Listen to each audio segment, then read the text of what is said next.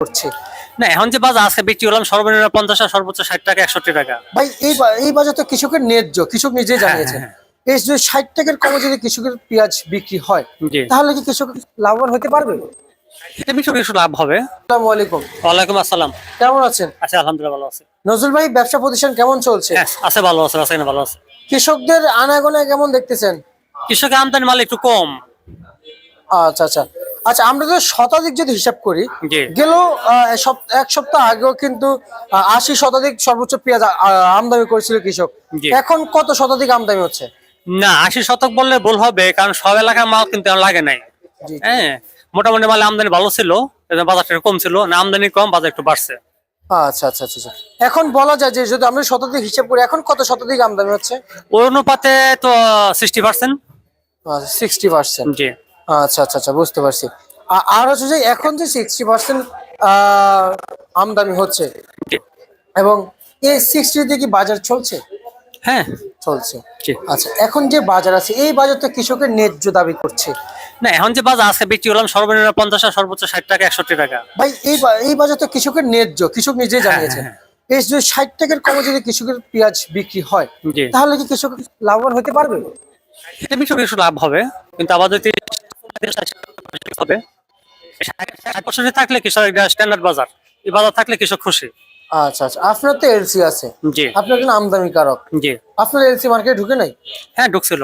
আপনার ঘরে তো দেখতে পাচ্ছি না। না বর্ডার বিক্রি হয়ে গেছে। বর্ডার বিক্রি হয়ে জি গেছে, জি।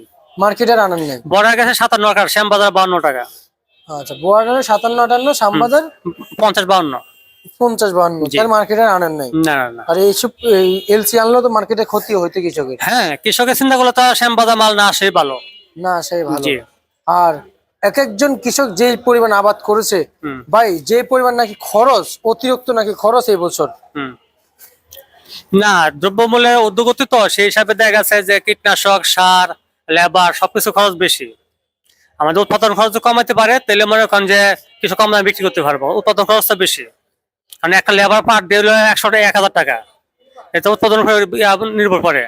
সেক্ষেত্রে উৎপাদন খরচ কমাইতে পারলে বাজার কমানো সম্ভব, নয়তো কৃষক ক্ষতিগ্রস্ত হবে। আমাদের উৎপাদনের দিকে ঝুঁকি দিতে হবে। জি জি। আমাদের উৎপাদন মানে কৃষি আবাদের দিকে ঝুঁকি দিতে হবে। কিন্তু হ্যাঁ। কৃষকরা বলেছে, ভাই আবাদ করবোটা কিভাবে? সার বিষ কীটনাশকের দাম বেশি, কৃষি জি। উপদেষ্টা তো কৃষকদের দিকে চাচ্ছে না, সরকার চাচ্ছে না, হুম। এবং সরকার থেকে কোনো যে অনুদান কোনো কিছু পাচ্ছে না। এবং সার বিষ কীটনাশক সরকার থেকে যেগুলো পাচ্ছে, যেখানে পায়, যেখানে বরাদ্দ ছিল এক একজন এক বছর, সেখানে পায় 5 কেজি 10 কেজি। জি। তো এইভাবে কি কৃষক সামনে আগাইতে পারবে? না আসলে উন্নত দেশে সব দেশেই কৃষক ভর্তুকি দেয়, সরকার কৃষকদের ভর্তুকি দিয়ে বাজার নিয়ন্ত্রণ করে, দ্রব্যমূল্যের দাম মানে ওই উৎপাদন খরচ কমা, কিন্তু বাংলাদেশ এটা নাই। বাংলাদেশে বরং তো সার এটা সিন্ডিকেট করে রাখছে, সার পাচ্ছে না কৃষক। আর ইন্ডিয়াতে দেখলাম কি কৃষকের জন্য সরকার সবসময় যাতে উৎপাদন খরচ কমানোর চেষ্টা করে। আচ্ছা আচ্ছা আচ্ছা। সার কীটনাশক অন্যান্য জিনিসগুলো কমানোর চেষ্টা করে ভর্তুকি দিয়ে, আর বাংলাদেশ এর বিপরীত। বাংলাদেশে কেমনে কৃষকের কাছে শোষণ করে নিতে পারবে সরকার ও চিন্তা করে। আচ্ছা আচ্ছা আচ্ছা আচ্ছা। সেই হিসাবে আমার উৎপাদন খরচ কমাইতে হবে, তারপর জিনিসের দাম কমাইতে হবে। আমার উৎপাদন খরচ যদি বেশি থাকে আর দাম কমাতে কৃষক ক্ষতিগ্রস্ত হবে। বুঝতে পারছি। আমাদের দেশে কি দুর্নীতির আখড়াখানা মনে হয় তার কমবে না? কারণ কৃষকরা তো সামনে, তাহলে কিভাবে আগাবে? দুর্নীতি আছে থাকবে। এই যে কৃষক যে 2-3 দিন আগে বললো যে ভাই ঘুষ খেয়ে আইফি দিয়ে দিয়েছে, আমদানি কারকরা কি করবে? তারা তো তারা না আমদানি না, করে, তারা এটা অবশ্যই। এটা যারা বলছে এটা আসলে ভুল বলছে। কারণ আমি নিজে ইম্পোর্টার হিসাবে তো আমি তো নিজে আইপি পাইছি, আমি নিজে একটা আইপি পাইছি। এই কথা যারা বলে 2 লাখ 3 লাখ 5 লাখ টাকা ঘুষ দিয়ে করছে, এটা একটা মানে ভুল ধারণা। এটা একটা মিথ্যা অপবাদ দিয়া মানে কৃষি মন্ত্রণালয় বা বাণিজ্য প্রদেশাদেরকে নিয়ে একটা হেয় প্রতিপন্ন করা। হেয় প্রতিপন্ন করার কোনো যৌক্তিকতা নাই। এটা হচ্ছে অনলাইন সিস্টেম করছে, সফটওয়্যার করছে, যে সফটওয়্যার পাইছে এটাই করছে। অনেকে বলে 2 লাখ 3 লাখ 5 লাখ টাকা আইপি নিছে, এটা ভুল ধারণা। আচ্ছা, এটা তার মানে এটা ভুল ধারণা। না না, এটা মিথ্যা কথা। এটা কে বলে? যেটা অনেকে না জানে বলে, অনেকে মিথ্যা কথা বলে। আচ্ছা ভাই, আমি একজন ইম্পোর্টের, আমি একটা আইপি পাইছি, আমি যখন টাকা দিয়ে আইপি নেই নাই।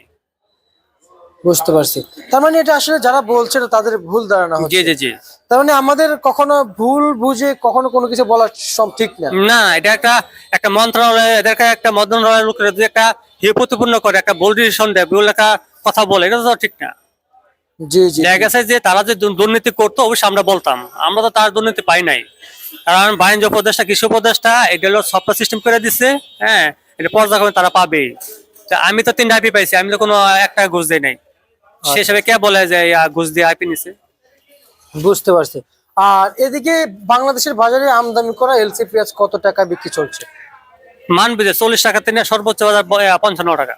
আচ্ছা, আর মুড়ি কাটা কত বিক্রি চলছে? মুড়ি কাটা 50 থেকে নিয়ে সর্বোচ্চ বাজার 60-61 টাকা। 60-61 টাকা মুড়ি কাটা পেঁয়াজ। জি জি। আচ্ছা, আর অপরদিকে বাংলাদেশের বাজারে আলুর দাম নাকি বাড়ছে ভাই? আলু বাজার আজকে 70 টাকা থেকে নিয়ে 20 টাকা। আচ্ছা, বাজার কেন এভাবে বাড়লো ভাই? আলু আমদানি কম। আমদানি কম, জি সেই কারণে বাড়ছে। জি, আলু বাজার থাকবে আর কমে যাবে। আরো কমে যাবে? জি। তাহলে দাম এই বাড়াতে তাহলে কৃষকের কিছু হইলো না? না, আলু বাজারটা 20 থেকে 25টা থাকতো তাহলে কৃষক মোটামুটি একটু মানে হইতে পারতো, কিন্তু আলু বাজার থাকবে না, কমে যাবে। থাকবে না? না, মানে কৃষকের যে স্বাবলম্বী হওয়া এটা হবে না? এটা হবে না। আচ্ছা আচ্ছা আচ্ছা আচ্ছা। আর হচ্ছে যে আমাদের দেশের কৃষকরা প্রতি বছর এবং সব সময় কিন্তু হেরে যায়, জি সামনে আগাইতে পারে না। কিন্তু আমাদের দেশের কৃষকরা আমি দেখতে পাচ্ছি যে নিজের টাকা খরচ করে এবং অতিরিক্ত টাকা দিয়ে কৃষি পণ্যগুলো আবাদ করে দিন শেষে তারাই দাম পায় না।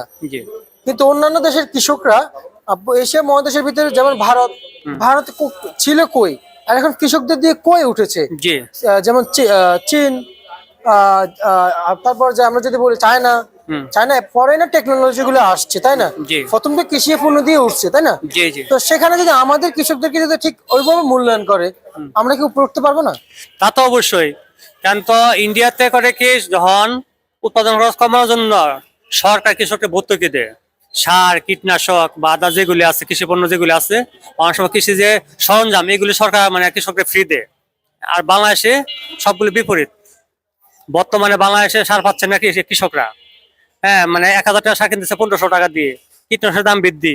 সেই হিসাবে তার উৎপাদন খরচটা কিভাবে কমাবে?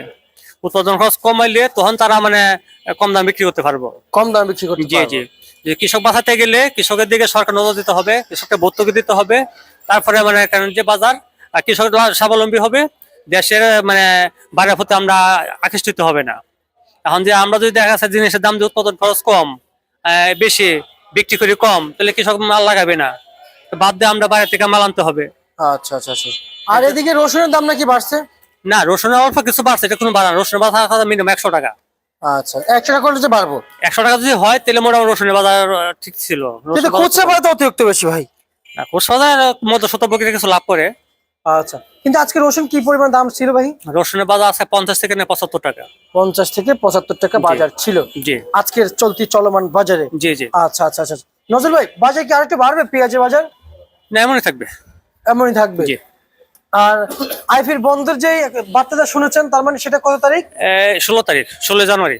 16 জানুয়ারি আইফি বন্ধ হওয়ার সম্ভাবনা? না, বন্ধ হয়ে যাবে, মানে সম্ভাবনা বন্ধ হয়ে যাবে। বন্ধ হয়ে যাবে? কারণ আইপি মেয়াদ আছে 16 জানুয়ারি পর্যন্ত। আচ্ছা আচ্ছা আর আচ্ছা কিছু আইপি মেয়াদ আছে 31শে মার্চ, কিন্তু 16 জানুয়ারি যেটা এটা বন্ধ হয়ে যাবে অটোতেই। আচ্ছা আচ্ছা। সবচেয়ে বড় কোনটা, 31 না 16 জানুয়ারি? না, 16 জানুয়ারি আইপি বেশি দিছে, আর 31শে জানুয়ারি যে কয়েকজন দিচ্ছে, 31শে মার্চ দিচ্ছে মুসলিমে কয়েকজনকে। আচ্ছা আচ্ছা, বুঝতে পারছি। ঠিক সেই আছে। হিসাবে ধরে রাখা যাবে 16 জানুয়ারি আইপি মেয়াদ শেষ। আচ্ছা আচ্ছা, ঠিক আছে নজরুল, আপনাকে অসংখ্য ধন্যবাদ।